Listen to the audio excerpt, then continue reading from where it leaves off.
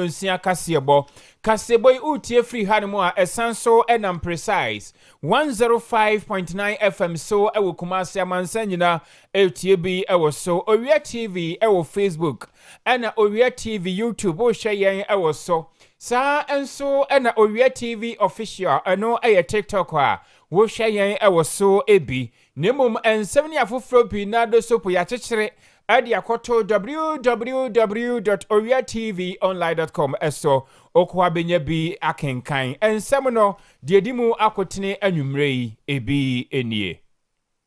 emra o my Ghana adi ekun etia ema ene ma na ne won maware na afi mema ne mema won mo na ene won maware kan se anti LGBTQI+ bill no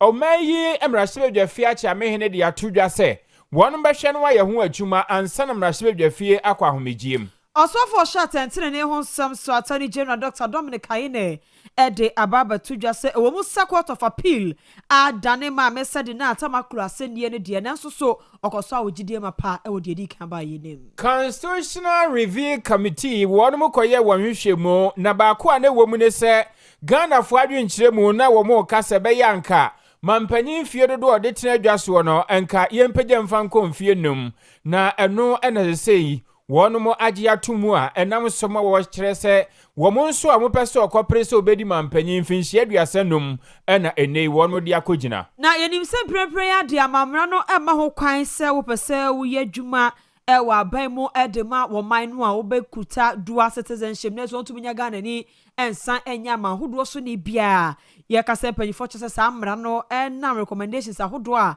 ba Constitutional Review Committee na nemu nti o ma kyerem se obetumi ya aban dwuma de wanimu na ekonanimu abetumi akura dual citizenship na emmo mampanyi ene mampanyi abede akira konwa ne de dabi ontumi emfanya adwuma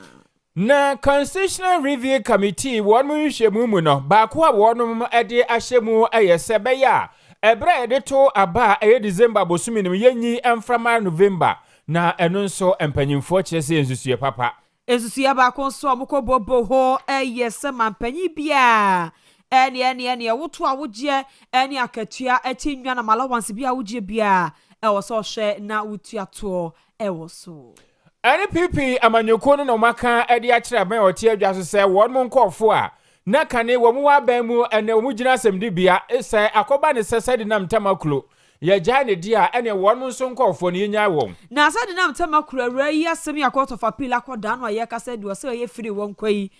na Henry Nana Abuache national organizer edema MPP amanyoko no kyerɛ sɛ we ne de akwese panyifo ayese nkwado omokosa koso baba bere choreography ni bi eno matena so ma wasia eno mo de sase ni we ababetodwa ensemi ni afufuro bi mo kan ho na nwire yaboabo no ye de ba se Owia Kaseɛ bo Owia TV na fe precise 105.9 FM so Fanko Enterprise ya dwumaku a won mo so yasemu PVC pipe size ahodo nyina ebi ho PPR pipes nso no size ne de kan ho nyina won sabeka bi ho nom fittings no kama ho taps ahodo ne valves and mixers no ebi wo Fanko Enterprise water closet make sure WC papa cabinet basins ne sinks no nso no won sabeka bi ho na de CC fi o kama shower proof doors e ho and luxurious a year 4-in-1 shower systems ebi ewo Fanko Enterprise honom China security doors and afi Turkish one premium doors ni nyina no ebi wo Fanko Enterprise honom na efe esanso ye kama pa ye classic na wode aba Fanko Enterprise se osika nso ano an se wode wani chim wo ho oba na trans community contractors ne plumbers ne developers afi landlords ne homeowners ni nyina no ko Fanko Enterprise na obehwede watumi abo wo adum Oirepa TV Oirepa FM na fe Fanko Plaza brofo yedo fre 0551 2011767 na 055 5047 929 ene won mo nkasa Oman Makro eni aba edwaso Oman Makro de tomato sauce na ho no de yie papa no obi ade ye aduane opese aduane esipi ne sita esofom na epai se tadia eno ane Oman Makro ana ade be ye aduane eye rich in tomato sauce anu ntino emu de yie papa we ye stew se we ye okro stew na de adu banku bia no na watu bi de agum afi o kenke na watu mako no na watu Oman Makro na de agum kama wachi no Oman Makro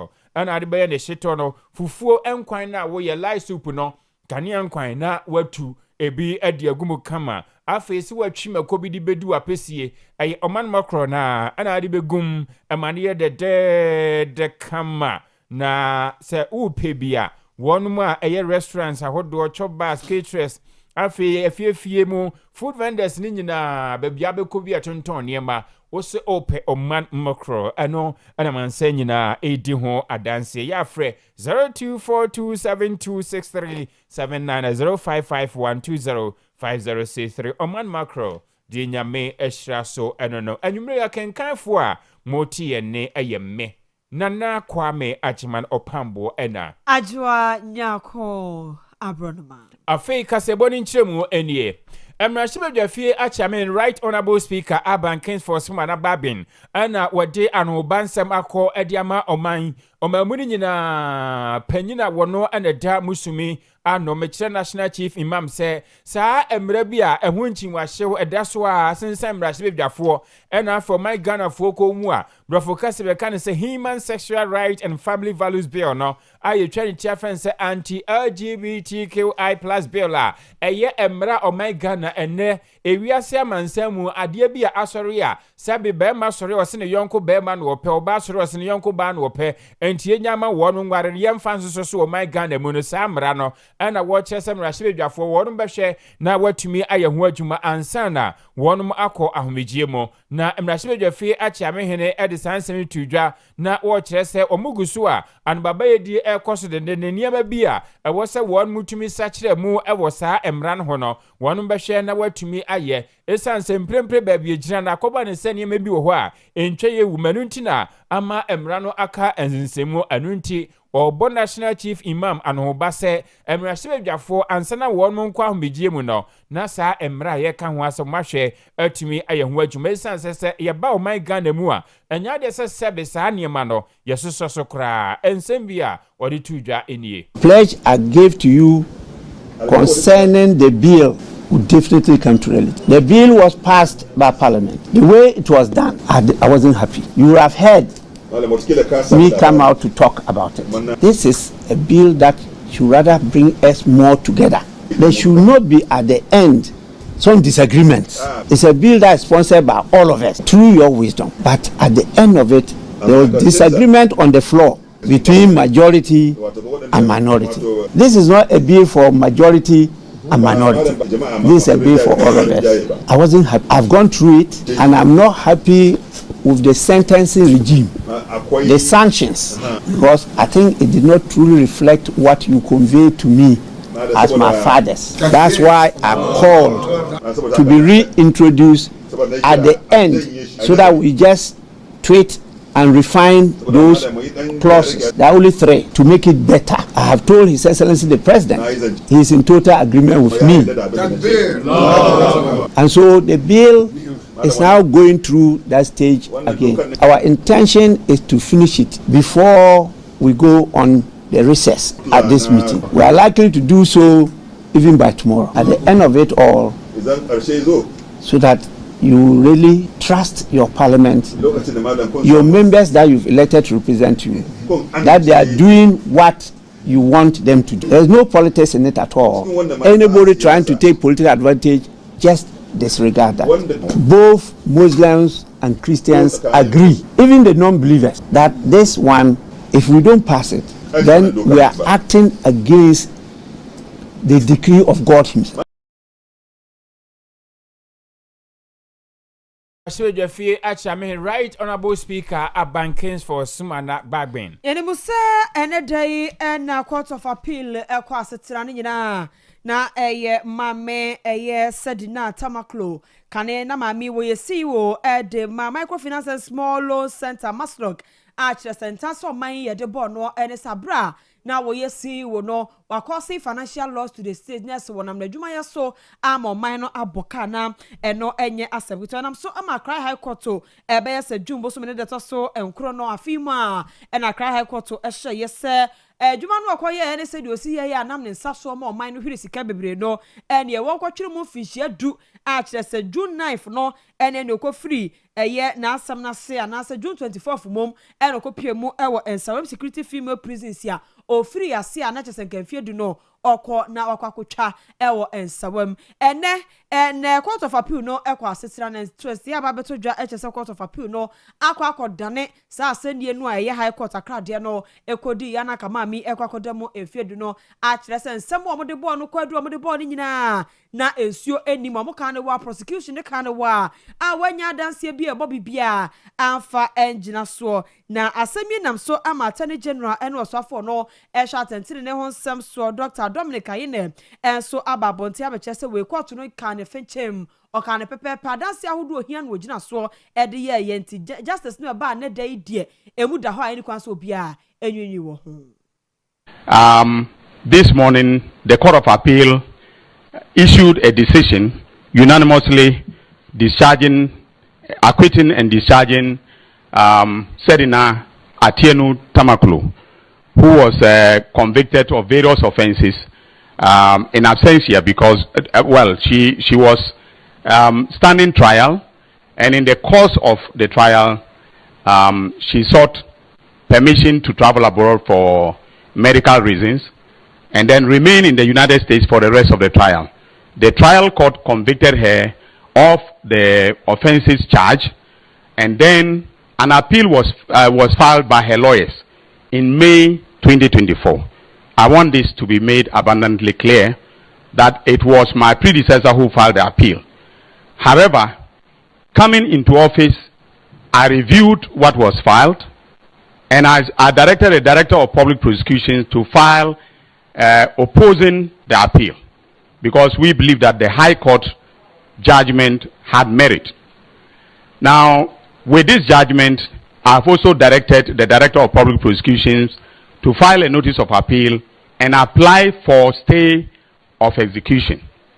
meaning that if the stay is granted, the status quo will prevail until such a time that the Supreme Court has had time to review the appeal and then made a determination.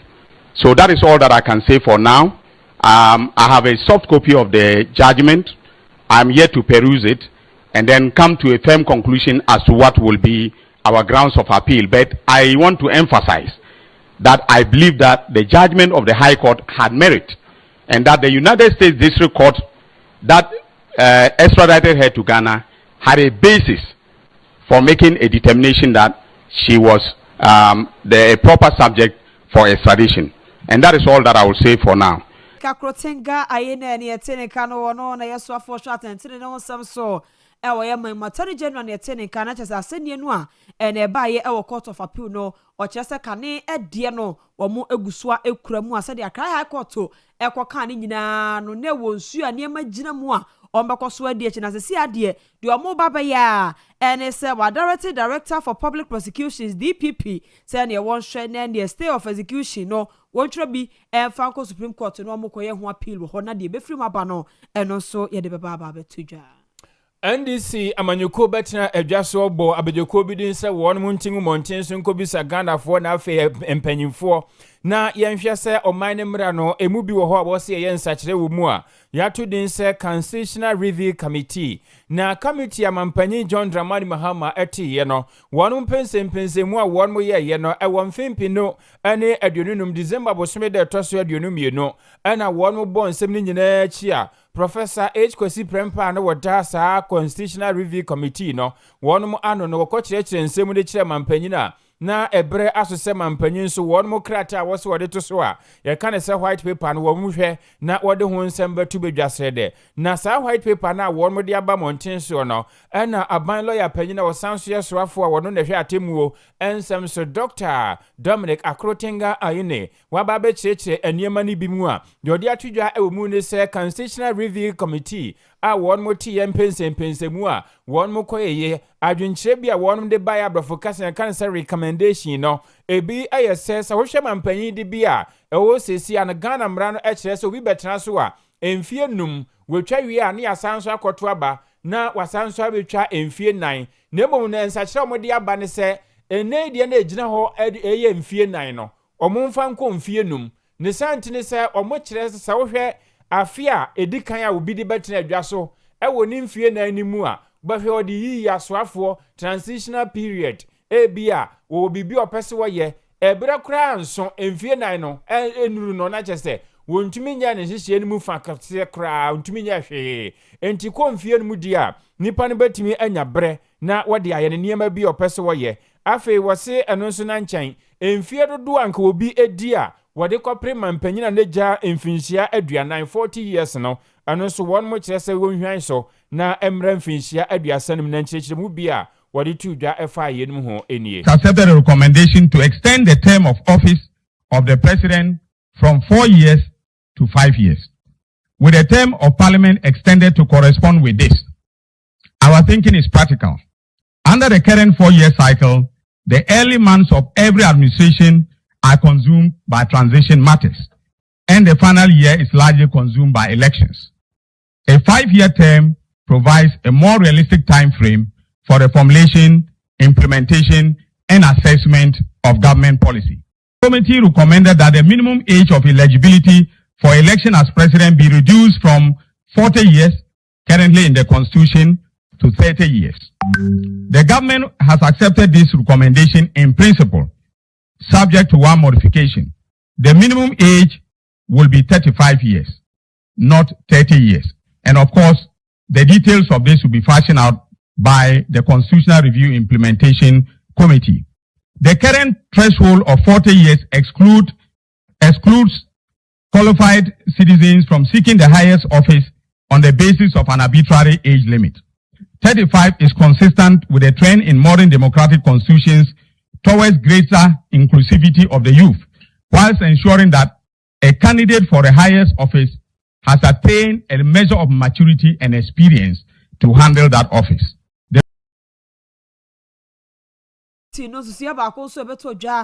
Wo mo komodie mo no say nim say ya mamra die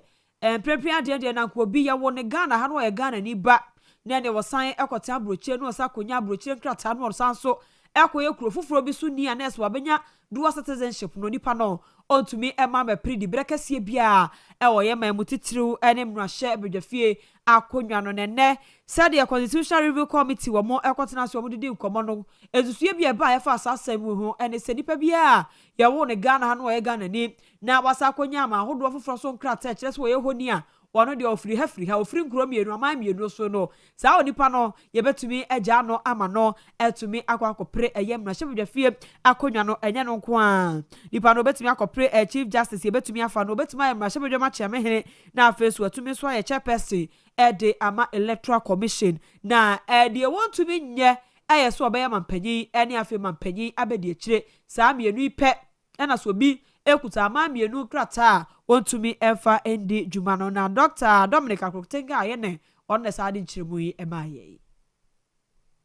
Government has also accepted a recommendation on dual citizenship. A citizen of Ghana by birth who holds the citizenship of another country will no longer be barred from contesting for election to parliament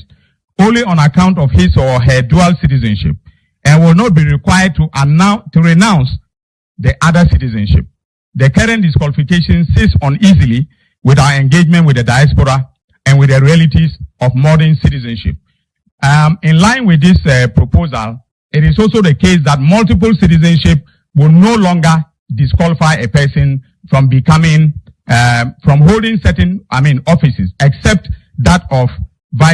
president and vice president of the republic. So the fact that you have multiple citizenship will not bar you from becoming Chief Justice of the Republic or becoming the head of the Electoral Commission or, for instance, becoming Speaker of Parliament. General wasanso eye omayi suafo wono enehwe atemu ensem so Dr. Dominic Akrotenga ayine na traimo na efa enhwehwemu a Constitutional Review Committee won mokoyeye ehun report a wode akodan mampanyi na enei abamu won mo so de krata atoso no nsakyere baako a ehyemu ayese bia anase bra ye de to aba enu ye December bosumeda etoso enso emfie na bia no yenyi emfa enko bubuo bosume November bosume no musede be ya no betumi abokwan de ato ama ensakyere ya eba ewa amamuo mu de cancer transition no ye betumi enya bretenten na ye de aye ho adwuma na Ghana for the OCC no se kobase ekotoaba December bosome de tosonson na General bosome de tosonson na wo se aban a wo betena adwaso no wono nso aso afremu asoya wo fitine dwumadi ase eno na nhwemu omokoye na kire se eya na ebre nu sadodo nanso no se ekobase wono ye nsakire wom na se yeto aba November bosome no mu a eno betumi abọ kwantenten de ato amansakire bi amamuo no ewo se we danim adema we no etimi aye kama na eniema nyina so akoyie anu nti na nam so ampanyimfo su se ye ne sa anu betumi aboa anu nti waba amane se enche kura se kobase ye nyina no ye no ko benkrom na se ye gitumi ade be adwuma de a abato komisa behwe na watumi aye sansa kire no anu nso nchechemu bi ode tu dwanie. We have also accepted that the presidential election be held on a day in the first week of November, as the Electoral Commission may specify by constitutional instrument. A fixed period gives certainty to the electoral calendar. It allows the Commission, the parties, and observers to plan, and it ensures an adequate interval between the election and the inauguration of the incoming president on January 7th. On presidential election petitions, the government has accepted that a petition must be filed within 14 days of the declaration of results and determined by the Supreme Court within 30 days. In other words, the Constitution will be amended to specifically provide for these timelines when it comes to the, electoral petitions to be filed. And there is going to be a constitutional obligation on the part of the Electoral Commission to disclose all relevant data to the court and to all the parties. We take the position that because the timely resolution of election disputes inures well to the stability of our democratic transitions and to the general political stability of our country and society.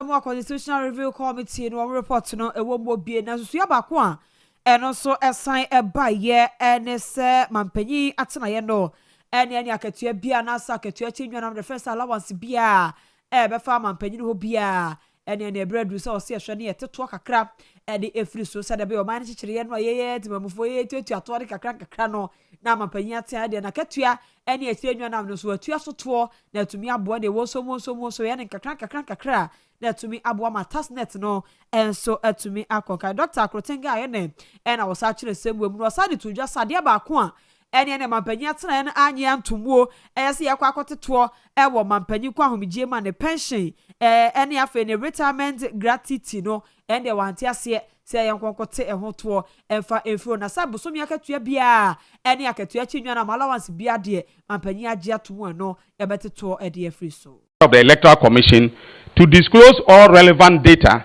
to the court and to all the parties. We take the position that because the timely resolution of election disputes inures well to the stability of our democratic transitions and to the general political stability of our country and society. The government has also accepted the principle that the president should not enjoy tax exemptions by virtue of office alone. The president will pay taxes on his salary and allowances, as well as the applicable indirect taxes on goods and services. The government has not, however, accepted the proposal to tax the president's retirement gratuity and pension, and the details of the president's tax liability will be worked out in the tax laws where such details belong. Those include the president and other Article 71 office holders, such as members of parliament, the heads of the Electoral Commission, NCC, the judiciary, etc. The current arrangement under which a committee appointed by the president determines the emoluments of office holders, including the president himself, creates a structural conflict of interest and has been a persistent source of public dissatisfaction. An independent commission will bring transparency and equity to this matter once and for all. On the public financial management, the committee made far-reaching proposals. It made proposals relating to the classification and annual reporting of tax exemptions as tax expenditures, safeguards on the contingency fund, a medium-term economic framework laid before Parliament, debt anchors and fiscal sustainability rules, an independent fiscal council, and so on. The government shares the concerns underlying every one of these proposals. Our position, however, is that they belong in the Public Financial Management Act and not in the Constitution. Fiscal rules must be adaptable as economic conditions change. The Constitution should state principles. The statute should carry the procedures. The government will accordingly bring amendments to the Public Financial Management Act to give effect to the recommendations of the committee. On fundamental human rights. Yeda so ejinamu ewo Constitutional Review Committee wonum pensempensemu a wonum koye ye ho. Na white paper aban ede atoso no emu baako ayesesa wo hwe aban mu wonum aya ebedi asoafo di bia se aban bi aba wasima yusuafo we wonko ha we nkosha na Constitutional Review Committee ni nhwemu a wonum koye ye no wo recommendation mu no mo de betu dwase nkebe ya yemfa asoafo ndodo no enyina aduonum enson 57 nanso aban no echese wo de ko aduosia ene ye anu 60 enti de mo baye ne sese ekobase yagitum na saa emran baye adwuma me yedane mu a ye de eti ebeto so se untumi mfa asoafo dodo ma ne muraduosia se waba aban mu anu ne nhye ya wo kyese anu so mo behwe na watumi aye ho adwuma. The government has accepted that the size of parliament be capped. Before I go to parliament, there is the issue of ministers of state and the number of ministers of state, which is one of the very, I would say, thorny issues that has bedeviled our democracy for some time now. Government has accepted the proposal to cap the number of ministers, but instead of 57, as the committee recommended, government is proposing that it should be capped at 60. So it will be put into the constitution that the number of ministers that any president elected by the sovereign people of this country can appoint will be only 60, and they may or may not be drawn from parliament. Now to parliament, the government has accepted that the size of parliament be capped, and we propose a ceiling of 300 members. Now, the current membership of parliament is 276. So, of these, the 276 will be elected directly in constituency elections like we already have. The remaining 24 will be elected or selected through proportional representation among women, persons with disabilities, and the youth. An independent study will be commissioned into the design of the proportional representation element. Capping parliament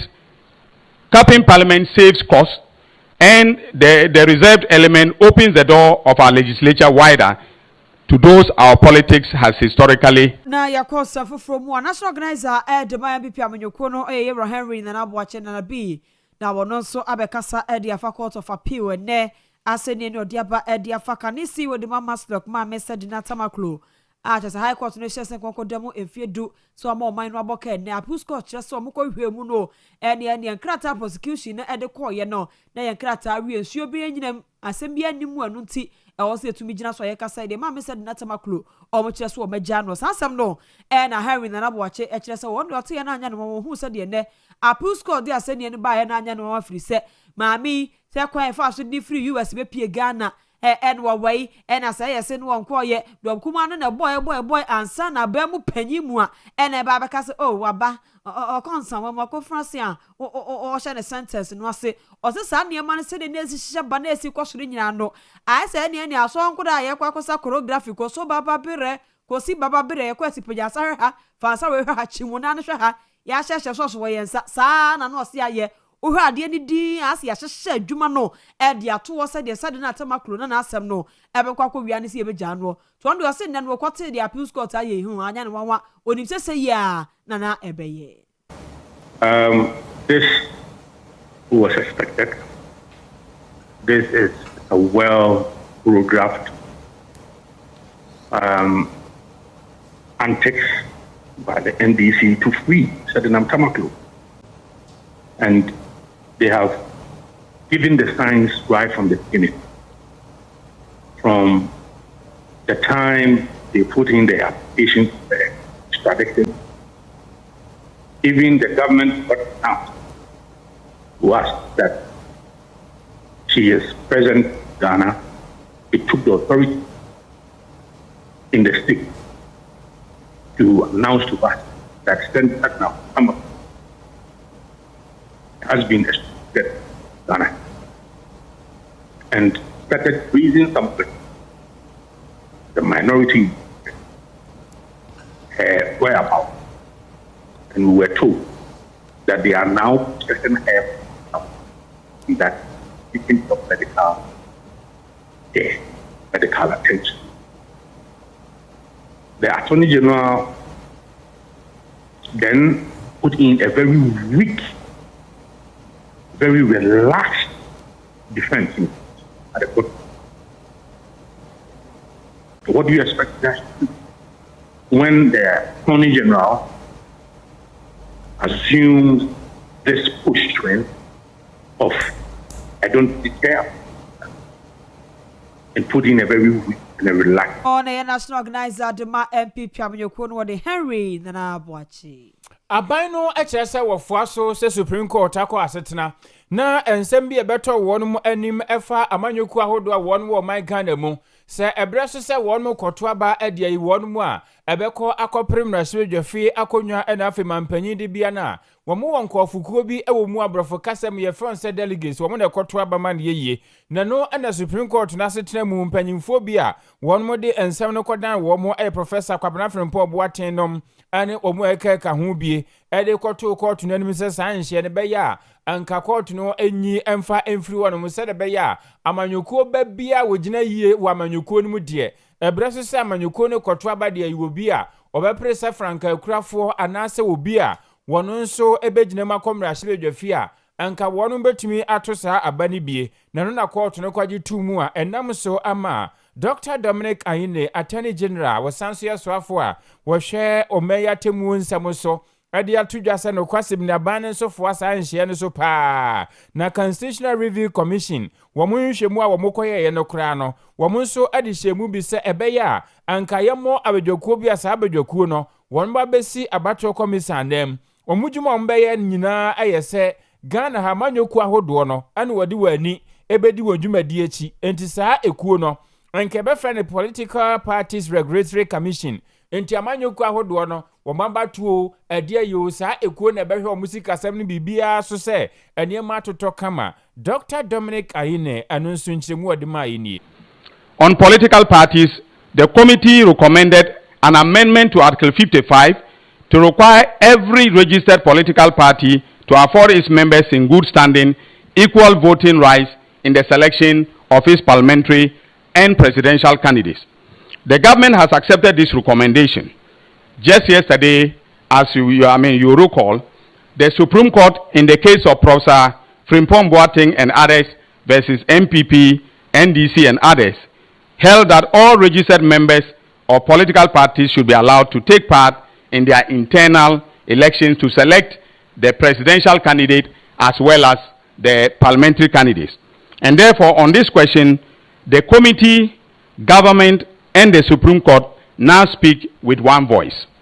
Political parties are the vehicles through which we choose those who govern us. In fact, they are public entities, and they cannot themselves be governed just by a few. Relatedly, the committee recommended an independent body to register and regulate political parties in place of the Electoral Commission's current role. The government accepts this in principle. However, we prefer that the designation Political Parties Regulatory Commission be the nomenclature of instead of a registrar and regulator of political parties. So we'll have a political parties, a regulatory commission. The commission will be established through legislation, and matters such as the campaign financing and the proposed democracy fund will be addressed in that legislation, providing the flexibility. Dr. Dominic Ayine, aban lawyer panyina wasanso swafo a wo hwe atemu nsamso. Na aseni enu aba ye ene day e wa puscourt wa ye kasa ma me said na tamaklo court no ahye se won koni ho san. Wonko free no na wore ani bia wabene e wo emransem we private legal practitioner Kulandi at law no enkra the lawyer Stephen in Siapoku. Now on the other koko Eddie Aquamagana for you teacher unions and drop for send ye ya benya fe ni ebe fe yesi any abekana ajaje for no my idea ebiswaka so manya de abra send ye nanka sankrata ne yeko pebi ehwehwe mu enkan ye ensi ase oso ye Ghana ni na asaro peso ka bia ko peruli no de kwaka ifiri suru kwaka fom na ansa na wo asebia waka eni obama ajaje for na baso a no abo ma baso betwa abo mo so a na ne watwa abo mo ekwan paso ni nyina mo no wande so hu ni say we no nya tenkasem ene nya nipa no omuni no na aba na wo so na sa ne manyina o se da bi eje sa na court no ye na dwuma ensam krata begu court no anim no e na court ne hwe ya wo mo eka ne se de se lawyer Steve wasan so make payment bi a entwe ye ombranum sebi wasan so kwa involve na ho money laundering sa judgment no ena akonya ma no ho se otumi appeal judgment na court high court ma no entwe ye ombranum entino mo esai so mutumi as court of appeal at the setting aside ayamra ena once a court of appeal some decision no so bi court of appeal nya in this case attorney general umra ho kwan say almost betumi take the matter on to appeal yenyehu the content of the judgment no yenyehu ma nyina so a court no de gina so entino mintumi can be as to the reasoning no but just to say it's appeal process no constitution guarantee magana nibia and no so no fa so a court no as I said the jurisdiction at the kwashe judgment also early days yet and I am here na say you kade judicial decision say a political decision and now say amanya semta kira we here the mrane your justice delivery system no any major form ebasa jidi a wo se nya ema judiciary no ema nya e watentene ne mu na beko form international say sa side the entry sense so answer na ye twen reasoning no say saka na ye kan na say ye ne judges no enya adwena emra ma ho kwan say be criticize omo emra ma ho kwan say so be wabene e wo mransem en wonim emransem wo the lawyer Stephen Ensiapoku. New Patriotic Party and a one maka ediache Attorney General say NPP amanyuku and afi kane abemu akanifuo no enyina na ansa na yebeto aso no wo lawyer ni edema ma message na tamaklo wono so abra sene ne ko na we no ne septwa for chensem kakra. As you may already know, the judgment will be ready by close of today, and so we would all pick it up and then read it, and then we can do thorough discussion on SIM. However, the crux of what Milord said today is that in fact Sedinam, my client, is indeed acquitted and discharged, and that the charge sheet which founded the allegations against her were defective, and so SIM could not have, as it were, founded the whole process or the entire process. Once the foundation was weak, then everything that follows, will fall. I'm going to refrain. Said na tamakro no lawyer ni na sanye na chie no on setwa for chiche nkomo yi. Na New Patriotic Party one maka e de akire Attorney General say abandada no abreso emu asoafo na afi mpanyimfo bia yayere won mu pa chi a enne yede won makogina asemdi bia no ebeya enka ma mesednam tamaklo ye ja no ntino enka won mu nsonkofo ni nyina yenya wonom na won mu mfa wo ho enkodi na Court of Appeal echo asetan wo chese kan Chief Executive Officer Edema Microfinance and Small Loans Center Maslok ma mesednam Christine Tamaklu atuno wonfa ne ho nkodi esane se womonhwe ne nsemu no kwadu a yegina asonti a yede hye se yemfa ne nkotum mfie du no enhyeda eni nyina so bia anti afunu ba enede yasane na homa ama sisiri amafonyumi eno ho asa ene wodi kofie na krata NPP amanyoko de ba bonten eni no twetwerofo panyi eye Justin Kodua Frempon ana nensa ehye ase ne wo che se NPP amanyoko no wo mo ho adwiri wo mo pa efa agina saa court of appeal na kwa akosi ade afa maame ne nsɛm no ho no wɔn ne sɛsɛbe ɛyamanyosɛm na hyɛ akyirenti a ama saa atemwo no aba abɔnten so na wɔse wɔn te saa asɛm ya pɛ no msi ɛba ne sɛi ane yaba bedura sɛ nyamanyosɛm a na wɔn mo kyerɛ sɛ maame sɛde nam tamakro atienu a yɛka na asɛm yi court no ɛhyɛ sɛ mfinhyia du ane wɔn fa nkɔda mu a ɛno na yɛ oforiso busum ne wɔn fimpi no ane adunu na mu sikado so po ana ehyem ɛfa ɛkatwitwiri di a maame ɛnam ne nsa so ama ɔmɛya bɔ sika susu sɛ wɔde ama ne baabi ayɛ 90 million Ghana cedis ɛnyɛ sikawa na no na MPP manyuko ne kyerɛ sɛ ɛkɔba ne sɛ kura no nkwantran mienu nasɛm wɔde nkruma kan na ase trom ane odwane ɛkɔhyɛ USA abrochimamu afei asɛm ne yadi ɛwɔ n'akyi awie wa na aban baya yesu yenkɔfa ne mmra ama no ayɛ humɔbosome da ɛtɔ so nkron ane ɛkɔfa maami baayɛ ase yɛde ne kɔtum ase yɛde mfa ne nkɔtum ɛna fɛkyerɛ saa MPP fo kyerɛ sɛ wɔn te ya ne sɛ wɔn so wɔn kɔ akɔdane asɛm nani apɛ mu nkyerɛmu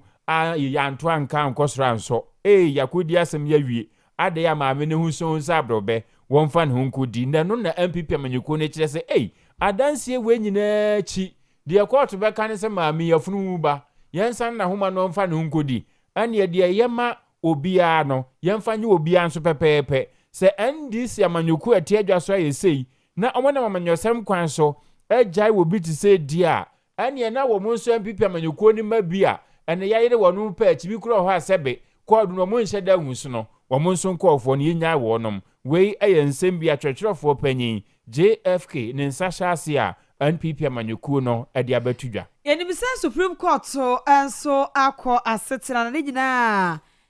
siuta Professor Kwabena Frempɔ Boate wɔne Dr. Nyawonya Otamaklo ɛne Dr. Christine Namoako Nneoma ɔmo ɛfile yɛ ɛde kɔma court so court ne hwɛ na ne political amanyuko say no one delegate system no delegates for so dia wɔn kwa ne ama wɔn tumi wɔn to aba ɛde ayi mpanyinfo ahodoɔ ɛwɔ amanyuko mu no saa asɛm no wɔn hwɛ na wɔn ɛnka ho asɛm Supreme Court na so ɔde aba no ɔde aba beto dwa sɛ saa deɛ no ɛkɔ so Ghana hɔ no a say no amanyuko bi ayɛ na delegates for ɛsi ahene ne ɛto ahene for manya tumi ɛne ne bi gye frige oyi frige ebi gye sika bi gye abobo ye bi gye prage bi gye moto ansa no ma to aba no court no ɛkyerɛ yɛ sɛ enimrem eni Ghana amamrem ani kwase yɛ hwɛ ɛma saa deɛ no ɛnso etumi ɛkɔ so na court no hyɛ sɛ na one member one vote sɛ nipa no yɛ amanyɔkuo ba deɛ a ɛne no wɔ ho akwanya sɛ edu abato a wɔhwɛ na wɔto bi saa sɛ ne yi ɛna kane National District Road Improvement Program DRIP coordinator yɛwurane Lantefanda Point ɛnso ba abɔnten abɛkasa ɛde atia Supreme Court ruling no a wɔde ba ya wɔbɛkasa de atia delegate system no abɛkyɛ sɛ saa vote ba yɛ ɛne ɛkɔto aba yakoma wewe no ɛnyɛ delegate asɛm o sɛ yɛahwɛ pa na yɛabato ho sɛm yɛanyɛ hyehyɛ yie ni asakra ne ma mu wɔ mu a yɛpa yɛkasa yɛbiam ama obi akɔto aba ne bi saa gjetoma me no entwa mu da kɔpem sɛ yɛbɛhwɛ ne ayɛ sakra wɔse vote ba yɛ ne deɛ wɔse yɛpɛ kwan pɛ de fa so nyɛ sɛ Supreme Court aka sɛ yɛma delegates fo kwan to aba ne yɛbie ma obi ato bie no ɛnne betwa so yɛntie sɛ de ewura ne Lantefanda Point the clergy have talked about it. Even we, the practitioners, have complained about excessive demand sometimes that is put on the people. So a lot of people had intended, and people have talked about it, but these senior people have taken the bold step of going to the Supreme Court to have an interpretation and a determination on this particular model. But you see, the political parties did not just get up to do this. The world over, internal elections have been on a delegate system. There is no country where we see almost everybody voting for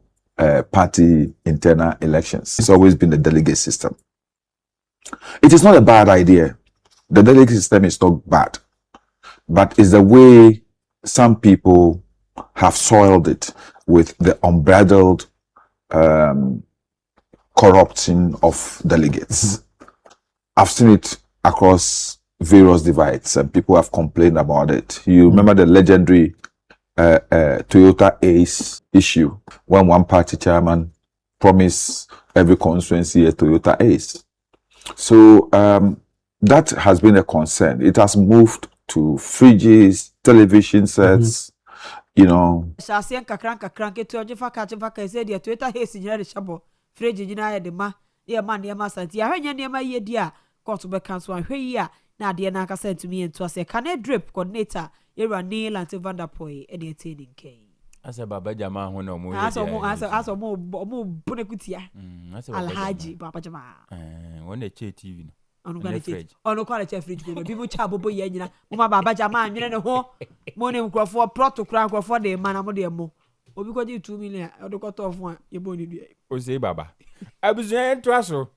Na kane Attorney General Godfrey Yabua Dame ana Orchester Appeals Court Gina Wonwasie. Ama kane Chief Executive Officer at the Microfinance and Small Loan Center, Maslock. Said Nam Tamaklu at you know, and they one much say one fan hunkodino or no say anyone pa. Na one more quarter and 7 sono at Timua for me and sa.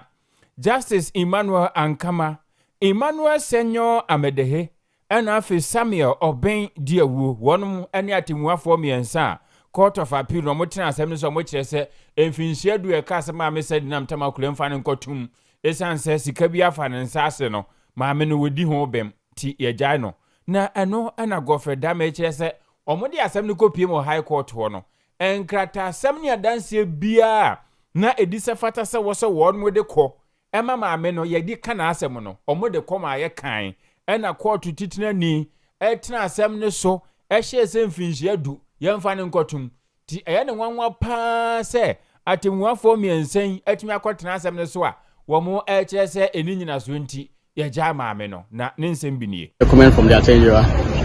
Seek a comment from the Attorney General. Because said now was convicted on very credible evidence and all, and he conducted the appeal. So find out from the current Attorney General what he feels about the acquittal of Sedina. And why Sedna was acquitted. I don't know why she was acquitted. So find out from the current Attorney General why that happened. You see in the judgment of the High Court, yes, Sedna actually absconded after she had actually been confronted with the evidence led by the prosecution. It was not for nothing. So I'm saying find out from the current Attorney General. You know the kind of opposition that he mounted to the appeal? Or was there any opposition at all? I don't know. Yes, and unjustifiably, as far as I'm concerned, because the matters that we raise are very fundamental. Godfrey Yabua Dame Kane Omeyi Attorney General. Yebra Emmanuel Amakofibua and so for share and Sassen or body Japadia. What they actually and said now watching Mova Coach my phobia original and demonstration hodo or me a bibia bo mo Owia Kaseɛ boss so no massa mo Kenya so Martin who say abino per se valco edumako no deni ede ema ankra edumako bi na edumako ni mom ehwe so be demonstration kasati asan hwe no madwuma bo mo enu ti enu mo tu sa na mo ene honorable Emmanuel Amakofibua ababonten abekire mu se enye sa adwumayefo na yesa ntina sabia ban wo sensuye na oba beti ada na ebom enye so ho so oba behwe se eva ko no yentam ne yakoton sa akwa efa emu obi so no yeso afo behwe ama ban adwuma bia ya boho ban na afa mu de no na yetumi aye na eye niye na o chese yesusu ye kra ba se ye ho mu pan aduoso na sa ava ko yo moton ede ama private entity bi no anu ahweso na o se sa na ma we nyina ye kwan pa mo de befa so akebeboa ama eye adwumako na tumi aye adwuma na de fa so pamom ede abre oman no na enye se nipa kakra bi akwa demonstration asori etiati no ma ba beja sa ya de no na abebo oman ne de a na hu behia so omo da kakra ede ma akwa adwumako bi de na omaye ne sa na tumi aboa ama vako agina ne na so na tumi aye adwuma Emmanuel Amakofibua are not able to be hired. So we continue this cycle. Now, my friends, what are the options in the face of austerity that everybody knows we are dealing with in Ghana? Trying to make sure we come out. I have engaged extensively with the Minister of Finance, who is helping, struggling to even pay some of these power debts that we're describing. It's obvious that the government of Ghana cannot infuse that $700 million required to bring new plants and machinery and turn around this plant that has so much potential. So there are a lot of options we have. As a minister, We started an engagement and finally went to cabinet, who has given us the authority to now sit down with the investors who are prepared to come and work and turn this place around to negotiate. So I invited your CEO. I invited everybody and I said, Cabinet has given us the authority to now sit down and negotiate the fine details of how we can invest and change the story of VACO and make sure VACO is more productive and make sure that we can be profitable and make sure we can hire people and pay our debts. Adwumayɛfoɔ no nyinaa ɔmɔnkɔ makoma ɛmfa ɛnto ɔmo yɛmfisi aban no nya na adwene so ɔba abɛtɔn na mmom hyehyɛ pa ɛna ɔde bɛgu akwan mu ama valco ɛgya no naso na tumi ayɛ adwuma no yɛ honorable Emmanuel Amakofi bo ɔno so afɔ ɔsa ɔhwɛ ɛnsase ɛna ɔbɔ ade agyapadeɛ ɔde akyɛ ɔman yie ɛso. Oh my Ghana pension agyapadeɛ ɛne nneɛma ahodoɔ a wɔn wɔ no wɔse oka ɛde kosika mu a ɛyɛ 100 billion Ghana cedis ɛna wɔnom ɛwɔ yɛkeka abɔ mu na wɔse wei no bɛboa ama wɔn sikasɛm atumi agyina yie ɛbrɛtenten mu nso wei ɛyɛ nsɛm bi a amrado a wɔno da da ɔman Ghana sika krabea baatan no Dr. Johnson Pandit Asiama editu dwa wɔkyerɛ sɛ wɔn mfimpinu ne aduonu ɛnan ebesini mfimpinu ne aduonu no mu nkoa no pension for wɔn magyapade a wɔn wɔ no ɔkabɔ mu a enyini wɔ ha mu nkyɛmu aduonu nsia kyiripɔ mmiɛnsa 26.3% ɛna ɛba bɛka ho wɔse sesi a yɛkasa die nkakra ɛkɔ n'anim saa ama Ghana ha yɛka yɛsi kasɛm ne yɛbu nkonta a wɔn nko akyɛfa wɔ mu no ɛyɛ ɔha mu nkyɛmu dunsia achiripo ngwotwe 16.8% ɛno yɛ Ghana total financial sector assets ɛyɛ pension for no wɔmodia ɛwɔ mu ɛno no de sansɛm tudwa wabra na Africa Pension Supervisors Association wɔnom afia no nhyiamudeɛ ɛkɔso. Pension asset under management is estimated to exceed $420 billion. And in Ghana, the 2025 Financial Stability Review that is published by the Financial Stability Council, it reported that pension assets grew by 26.3%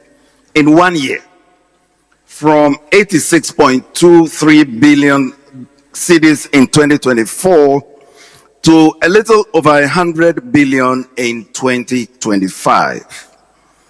And that the pensions industry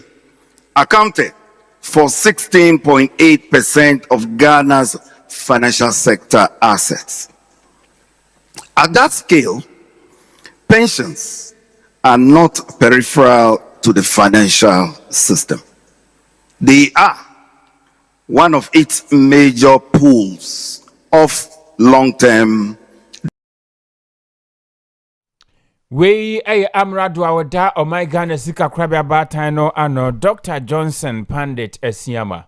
Yegyina ne nsɛm so na ɛsɛm ahodoɔ nsaka ne fie ha yɛ de asi na aseɛ no bi yɛde ma no sum adwumayɛfoɔ ɛne aboafoɔ nyina kuku agyando ne akosi asomoa na ɛboaboa nsɛm no ma ɛsamfoɔ ɛwura asante ɛboa Benedict ɛsɔn so ɛde ɛma yɛ Nelson Buzi ɛna afei nana ya ɔmo nyina ka ho bi no boaboa nsɛm no ɛde ɛma yɛ ne Simon ɔba ya Grace na yɛ director nwumre yi akekafo a yɛtena ase so mobide ɛde ajua nyako abron mamene Nana Kwame Achiman Opambo. Yes, so we are quite dear brighto, a